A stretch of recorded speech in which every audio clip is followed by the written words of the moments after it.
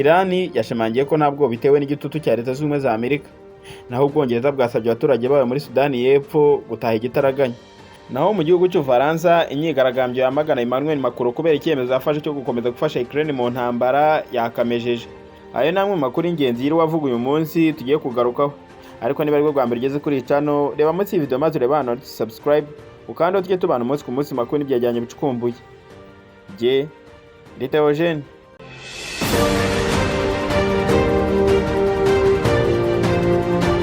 Igihugu cya Irani cyagaragaje ko kidatewe ubwoba n'igitutu cya Leta Zunze Ubumwe za Amerika, ishimangira ko yiteguye kwitabara mu gihe cyose yabigabweho ibitero n'icyo gihugu. Umuyobozi w'umutwe wa Islamic Revolution Guard Corps IRGC ishami rirwanira mu mazi, Rear Admiral Alieza Tangsir, yavuze ko Irani idateze guterwa ubwoba na Leta Zunze Ubumwe za Amerika nyuma y'uko Perezida Trump aherutse kohereza umuyobozi w'ikirenga wa Irani Ali Hussein Khamenei ibaruwa yavuze ko yari yuzuyemo ibikangisho bidafatika. Tangsir yavuze ko ibi Trump ari gukora ntacyo bizageraho. Yagize ati, sinzi ibikubiye mu butumwa bwa Trump kandi ntago mbyitayeho. Numva ibikangisho bye nkareba ibyo akora, ubundi nkitegura guhangana nawe. Dufite ubushobozi bwo kurasa ku birindiro by'umwanzi aho byaba biri hose ku isi.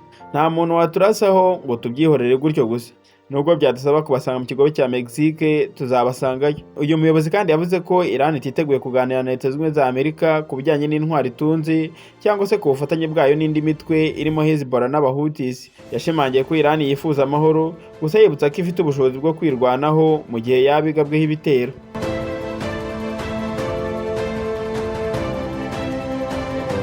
Naho Ubwongereza bwasabye abaturage babwo bari muri Sudani y'Epfo gukiza amagara hakiri kare. Guverinoma y'Ubwongereza yasabye abaturage bayo bari muri Sudani y'Epfo guhunga iki gihugu kubera intambara ikomeje gukaza umurego. Kuva Sudani y'Epfo yabona ubwigenge mu mwaka wa 2011, hakomeje kurangwa n'ibibazo by'umutekano muke, nubwo muri 2018 Perezida Salva Kiir na Riek Machar basinye amasezerano yo guhagarika intambara no gusangira ubutegetsi hagati y'amashyaka ari mu gihugu. Mu mpera za Werurwe 2025, Vice Perezida wa mbere Riek Machar yatawe muri yombi, byongera impungenge ku mutekano mu gihugu. Itangazo ryasohowe n'Ubwongereza risaba buri muturage wabwo uri muri Sudani y'Epfo ko umuntu wese abona bishoboka yahita hava vuba. Umutekano nukomeza kuzamba, imihanda y'imbere no mu gihugu ndetse no hanze yayo izahita ifungwa. Ikibuga cy'indege cya Juba gishobora gufungwa cyangwa ntibishoboke gukoreshwa. Iri tangazo kandi ryasohotse nyuma y'uko Ubwongereza buvuze ko bwagabanyije abakozi muri ambasade yabwo i Juba. Ingabo za Sudani y'Epfo zimaze iminsi zihanganye n'inyeshyamba za White Army zikomoka mu bwoko bw'Abanueri bukomokamo Riek Machar. Bivuga ko kuva ku itariki ya 27 Werurwe 2025, bivuga ko Riek Machar afungiwe mu rugo.